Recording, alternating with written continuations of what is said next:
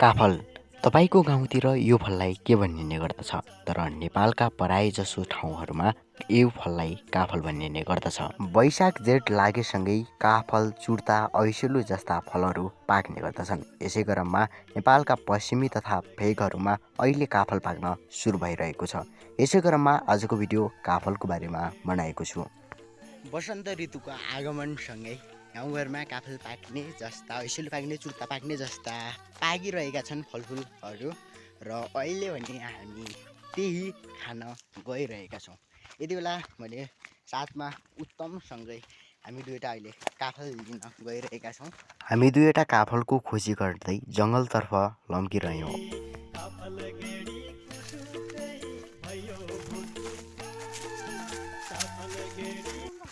काफलको खोजी गर्दै हामी जङ्गलतर्फ त गयौँ, तर काफल भेटाउन भने असम्भव नै थियो। तर त्यही पनि हामीले एउटा रुख भने भेटायौँ। अहिले भने हामीले एउटा रुख भेटाइसकेका छौँ। हामी पुगिसकेका छौँ। देख्न सक्नुहुन्छ त्यहाँ एउटा धेरै ठुलो त होइन, सानसानो बुटो पनि के भन्नु ठुलै छ यहाँ देख्यौँ। तर यसमा काफल भने अलिक छैनन् भन्ने उत्तमले कुरा राखेको छ। यसको स्कुलदेखि नजिक पर्छ यो स्कुल। त्यो भएर माथि फुपूको, मेरो आफ्नै फुपूको काफलको रुख पनि छ, त्यहाँ जान लागेका छौँ।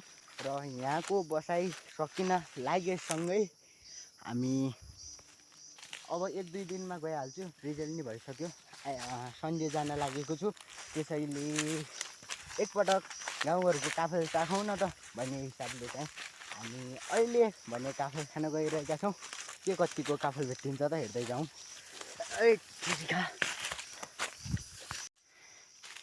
उता एउटा रुख रहेछ, तर त्यसमा अलि फल भने छैन। हामी रात पर्न लागिसक्यो, त्यसैले सानोतिनो रुखमा अटिँदैनौँ।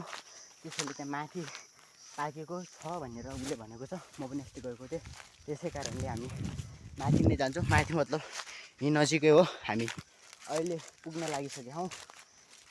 त्यहाँ जाउँ न त एकपटक।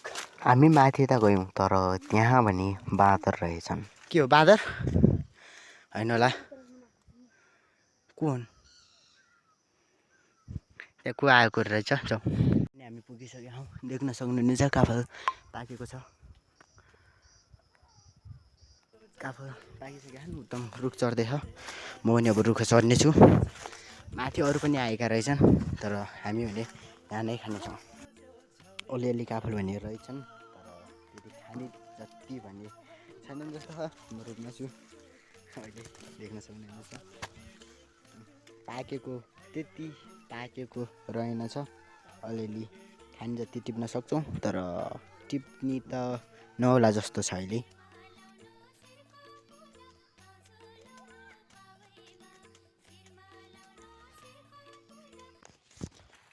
अहिले भने अलिअलि त्यहाँ पनि काफल पाकेको रहेछ, तर काफल मैले त टिपेन, यसले थोरै टिपेछ कति।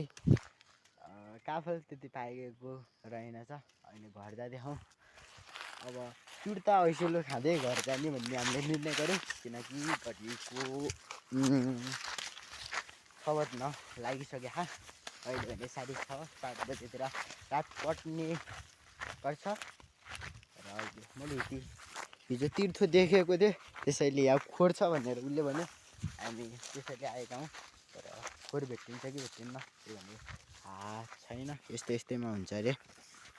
तीर्थको खोर नभेटेपछि हामी अर्को रुखतर्फ गयौँ र त्यहाँ भने काफल पाकेका रहेछन्। भएको ठाउँमा आएको छु।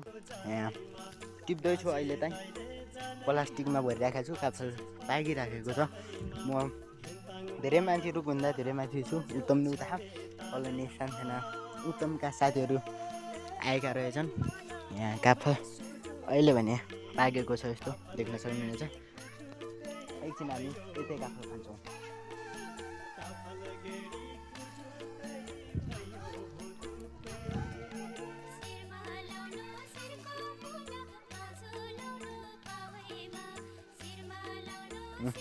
देख्न सक्नुहुन्छ मैले एकछिनमा कति टिपेको छु। अहिले भने रकेटको रफ्तारमा हामी अगाडि बढिरहेका छौँ। देख्न सक्नुहुनेछ यत्रो रुख पनि चढ्यो। अहिले भने हामी घर जान लागिसकेका छौँ। अहिले त काफल यहाँ उताउने टिभी एकपल्सिन लगिसक्यौँ काफलको रुख गयो टन्नै फलेको थियो तर रात पर्न लागेका कारणले गर्दा हामी गइसक्यौँ यसको साथीहरू दिपक भन्नेहरू पनि आएका थिए तिनीहरूले कता डाँडो काट्यो तिमीहरू हामी पनि कुद्दैछौँ कुदाउँ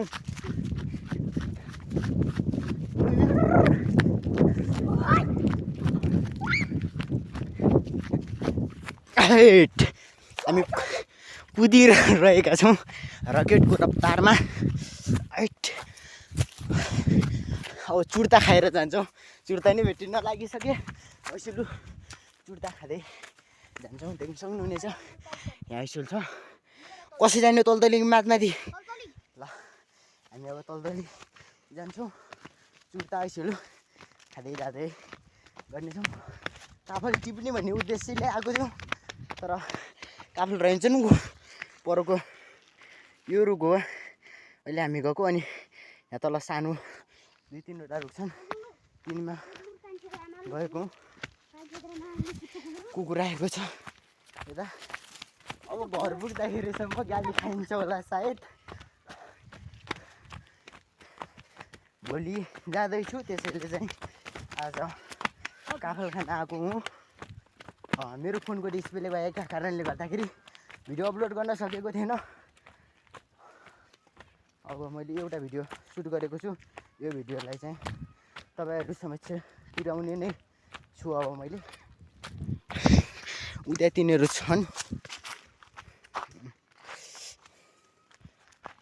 के खराबी यहाँ यिनीहरू छन् यहाँ पनि छन् यिनीहरू यहाँ यिनीहरू पनि भेटिसकेका छन् अब घर जान्छौँ